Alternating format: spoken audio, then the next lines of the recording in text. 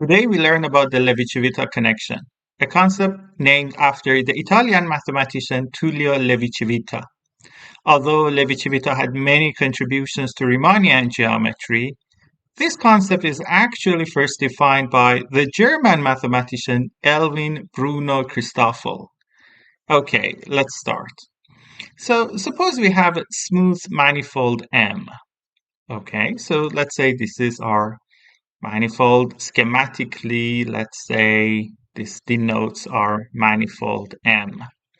It can be higher dimensional.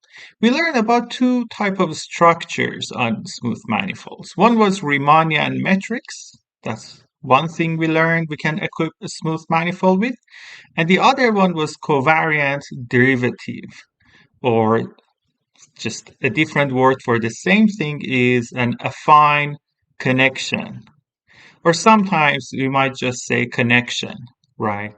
That means the same thing. So let's review what these two things are very quickly, and then we get to the notion of the Levi-Civita connection. So what was covariant derivative? Suppose we have a vector field on our manifold, denoted by x. It means at each point on the manifold we have a tangent vector. And let's say we have another vector denoted by y, another tangent vector on the manifold denoted by y. And we were studying what does it mean to define the change of the vector field x in the direction of y. In order to define that, we need the notion of covariant derivative or connection. And we learned there are many different ways to define connection on smooth manifolds. The other thing we learned was the notion of Riemannian metric. So a Riemannian metric G is the notion of inner product for tangent vectors. So for any point x on the manifold and any two tangent vectors u and v, Riemannian metric defines their inner product. We learned having inner product or Riemannian metric on the manifold defines geometry, because using the Riemannian metric we can define lengths of curves, the angle between vectors.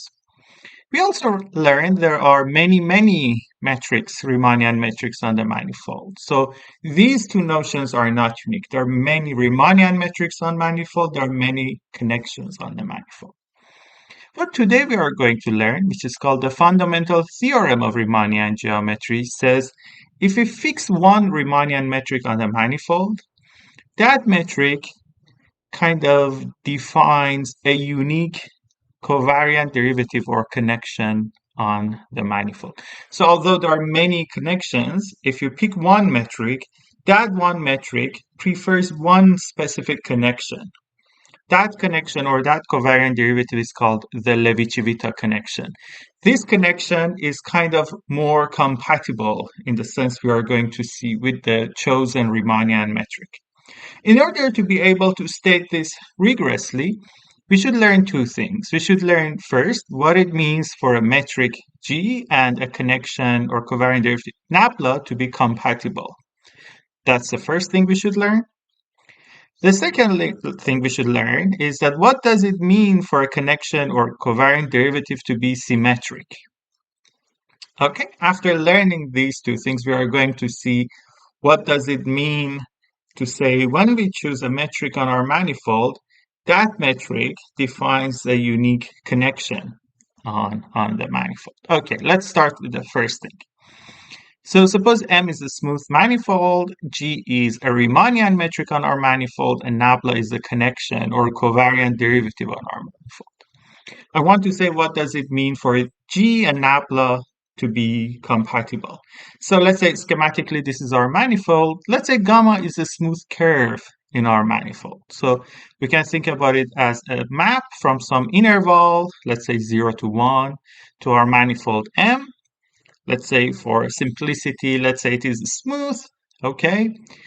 Now, X to be a vector field on the manifold M along the curve. So it means it's kind of a one parameter family of vectors on the manifold, tangent to the manifold, but based at the points of the curve, okay? So for any time t in the interval 0 to 1, we have a point gamma of t, which is a point on the curve, right? It goes from gamma of 0 to gamma of 1, right? And at any time t, we have x of t, the kind of vector, tangent vector coming from this vector field, which is tangent to our manifold at that given point gamma of t, right? Say that's x of t for some t somewhere in that interval. So it's just a one parameter family of vectors on the curve. They're tangent to the manifold, not tangent to the curve, right? They're tangent to the manifold. They don't have to be tangent to the curve. Okay, question. How can we define what it means to define the change of x along the vector the curve?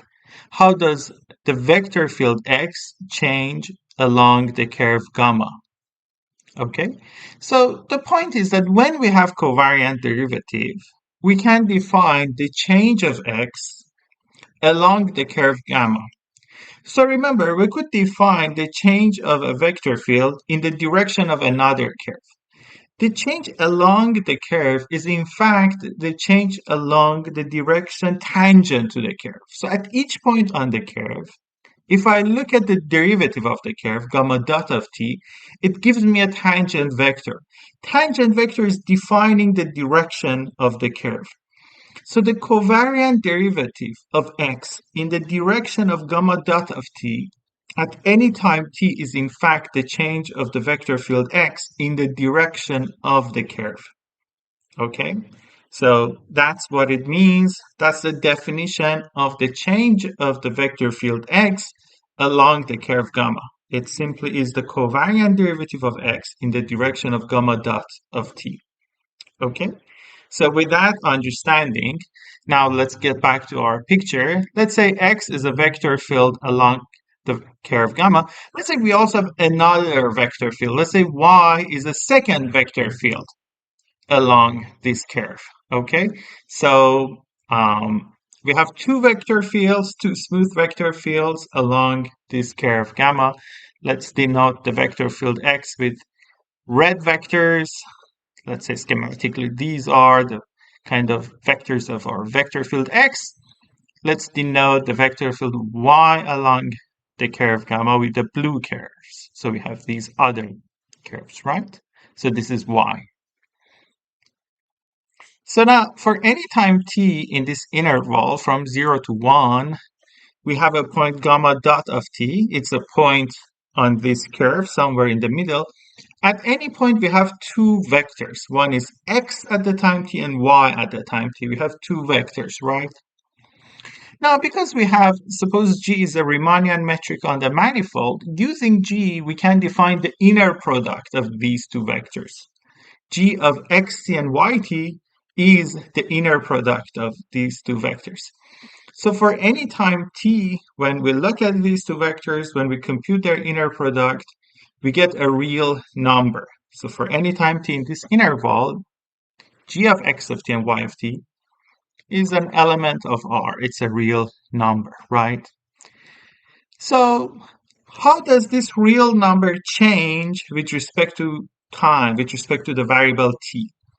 If I take derivative of this quantity, inner product of xt and yt with respect to time, which is denoted by d dt, it means as I'm going along the curve, how does the inner product of these two vectors change?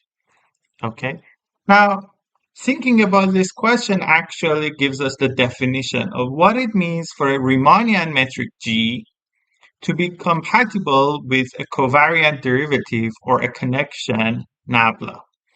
So definition. I would say a Riemannian metric G and a covariant derivative nabla are compatible if the following holds. So I am looking at the inner product of xt and yt, where x and y are two vector fields along a curve gamma. So let's say we have for any two vector fields, this should be correct. So for any x and y, and for any smooth curve gamma, this should be the following thing I'm going to say should be correct. It should be that the inner product of xt and yt if we take its derivative with respect to time, it must be equal to the following thing. So think about the product rule. The inner product is kind of product of x and y. When you take the derivative, probably you kind of expect it would be derivative of the first thing times the second thing plus first thing times the derivative of second thing. You usually, in math, when we have product of two things of some sort, the derivative kind of follows some sort of product rule. So we should have something like derivative of x inner product with y and inner product of x and derivative of y. But covariant derivative of x in what direction? We are taking derivative with respect to time. And as we are going along the curve with respect to time, things are changing in the direction of the curve. And the direction of the curve is given by gamma dot of t. So if this formula holds, I would say G and Nabla are compatible. So one might ask, is it always correct? Do we always have this formula? The answer is no. If I pick an arbitrary Riemannian metric G and just a random covariant derivative Nabla on a manifold, if I pick two vector fields x and y along some curve gamma, look at their inner product, take derivative with respect to time, I would get those two terms. I would get this would be equal to inner product of derivative of x in direction gamma with y and inner product of x with the derivative of y in the direction of the curve. But there would be a third term in general. What is the third term? So the point is that when we have a metric, random metric, as we go along the curve, we go through different points of the manifold. And the metric itself can change as you go around the curve. There can be different curvature. You see, it's in contrast with the Euclidean space, say Rm, that any 2 points you pick, they're completely, the geometry near x and near y would completely be identical. The metric near x is just like the metric near y. That's not correct for a generic metric in a non-Euclidean manifold. So it's kind of like when you take derivative in the direction of the curve, there would be a third term, which says the metric itself can also change. So you have a third term which says there is also change of metric, right? So in some sense, G and Nabla are compatible if that third term would vanish. So there is no extra third term. In some sense, the change of the metric with respect to this covariant derivative is zero. We haven't really defined what does it mean to take derivative of the metric. So let's just think about that intuitively. But it makes perfect sense to say what does it mean for the inner product of x t y t to change. The change of that with respect to time would be equal to the sum of the first two terms on the right hand side. So that would be our definition for G and Nabla to be compatible. Now there's a second property of covariant derivatives we should learn. And that's when we would say a covariant derivative or a connection is symmetric. Okay? So to say what does it mean, we should define something called torsion of a connection. So let's say Nabla is a connection or a covariant derivative on a manifold. Torsion of Nabla, usually denoted by T sub Nabla, is defined as the following. It's a map which the inputs of this map are two vector fields on the manifold, and the output is another vector field. So this curly X-type character of M. So this curly X-type character denotes the set of vector fields on M. Anything there is just a vector field on the whole manifold. So I just mean this torsion takes two vector fields on the manifold, say x and y, and the output is another vector field. How is it defined? Take derivative of y in the direction of x minus take derivative of x in direction of y minus Lie bracket of x and y. So this last thing is the Lie bracket of these two vector fields. Whenever you have two vector fields on your manifold, their Lie bracket is another vector field. If you don't remember the definition of Lie bracket, it's kind of fine. Very soon we would see a way to go around this. Okay, so with that definition, we would say Nabla is a symmetric covariant derivative, or equivalently, sometimes we say it's torsion-free if the torsion of nabla is always zero, so if T nabla equals zero, it means no matter what x and y are, the right-hand side is equal to zero always. So derivative of y with respect to x minus derivative of x with respect to y minus Lie bracket of x and y is always equal to zero for any x and any y. If the connection nabla satisfies this property, nabla is called either symmetric or torsion-free. Okay? So there's a kind of there are other ways to understand this, especially why do we call it symmetric? What is symmetric about this? So pick any point on the manifold. Because it's a smooth manifold, there's a chart around that point. It means there is a map to some open subset of Rn. Let's denote that map by phi. Okay? And Rm is generated by, say, pick a basis, orthonormal basis for Rm. Let's say E1 up to En, standard basis of Rm. Phi inverse is like coordinates, is a map, is a chart actually. It's a map from Rm to our manifold. The derivative of phi inverse would take these vectors E1 to Em to M vectors tangent to our manifold, assuming our manifold is M dimensional. Let's denote those with partial x1 up to partial xm. There are vectors tangent to the manifold, and they would be a basis for tangent space at each point. Okay. So in Rm, it's easy to see. So these form a basis for the tangent space of the manifold at each point inside that open set. It's easy to see the Lie bracket of Ei and Ej on Rm equals 0. That implies the Lie bracket of partial xi, partial xj on the manifold is equal to 0 for any I and j. Okay? So if I apply this torsion of connection, not to just two random vector fields x and y, but to partial xi, partial xj, to these elements of the basis, I would get derivative of partial xj in the direction of partial xi, minus derivative of partial xi in the direction of partial xj, minus their Lie bracket, but that's 0. That disappears. So being symmetric or torsion-free means this quantity should be 0. You can actually define this one as definition, which means derivative of xj in the direction of xi should be equal to derivative of xi with respect to direction xj. That makes more sense now why one would call this symmetric. Derivative of xj in direction of xi is the same as derivative of xi in direction xj. So this is equivalent to say a connection is torsion-free. There is a different way to see this symmetry in coordinates, okay? So recall in coordinates, when we have a connection or covariant derivative, we can take derivative of, say, direction xi in direction xj. It's another tangent vector, so it should be possible to write it as a linear combination of the element of the basis, partial xk, where k goes from 1 to n. We were denoting the coefficients using gamma kij. We were calling these Christoffel symbols, named after Elvin Bruno Christoffel, the person I mentioned. Actual Levi-Civita's connection is first defined by him, not the Levi-Civita himself.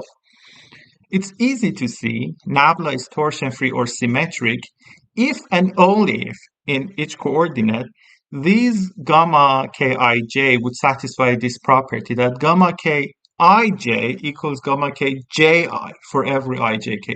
So if you change I and j, it would not change this Christoffel symbol. So a connection is symmetric if and only if the Christoffel symbols associated to that connection are symmetric with respect to this I and j. This is another way to see why it makes sense to call a torsion-free connection symmetric. Okay, now, we learned two properties. We learned what does it mean for a connection and metric to be compatible. We learned what does it mean for a connection to be symmetric. Now we are at a good spot to learn what is the fundamental theorem of Riemannian geometry. So actually, as the title suggests, fundamental theorem of Riemannian geometry, it is an important theorem, right? Okay, let's say M is a smooth manifold equipped with a Riemannian metric G. So we have a Riemannian manifold MG, okay? Now, the claim is that there is a unique connection or unique covariant derivative on this manifold with these extra properties. So there's exactly one. There is one and there isn't more than that. There is a unique connection on this manifold M. Sometimes it's denoted by nabla LC, just sometimes we usually denote it by nabla, which satisfies these two properties. One, this connection is compatible with our Riemannian metric in the sense we defined earlier. Two, this connection is symmetric or torsion-free. So the torsion of this connection vanishes. The connection is symmetric. This unique connection is called the Levi-Civita connection. Okay, so when we do Riemannian geometry, we have a metric on our manifold. It defines the geometry. The connection we usually use on the manifold, the way we take derivative on the manifold is with respect to this fixed connection, not with respect to a random connection. Okay, so that's why it's fundamental. It gives us a preferred way to define derivative on the manifold. I don't want to kind of explicitly prove this. I want just to tell you why this is correct, why choosing a metric would define a connection for you. At the end, I would give you a kind of a good reference, if you like, to look up to learn the exact explicit proof. So I want to say the metric gives you the connection in the sense that metric defines the connection. Okay. Remember, in a local coordinate, a metric can be given by a matrix, Gij, where ij are between 1 and m. So each Gij is a component of our matrix, right? Where we define this Gij to be the inner product of partial xi, partial xj. So all the information of the metric can be preserved in a matrix valued function at each point. Matrix valued function means at each point it's a matrix. And all the information of connection can be saved inside the Christoffel symbols. If I have a connection nabla, if I apply to the elements of the basis, I get this Christoffel symbol equation. Now, saying G defines nabla, it means the matrix with components Gij defines these Christoffel symbols. In other words, there's a way to write Christoffel symbols in terms of Gij. It's like the Christoffel symbols are a function of the components of the metric.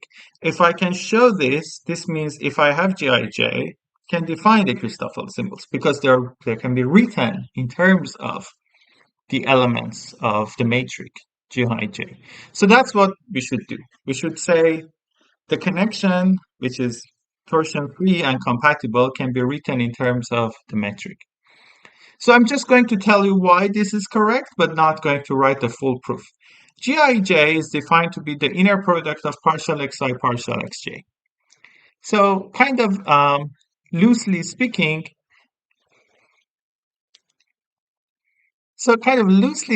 if I take derivative of Gij in the direction xk, because of this compatibility product rule type of thing, it would be inner product of derivative of first thing in direction xk times second thing, and then the inner product of first thing with derivative of second thing in the direction of partial xk.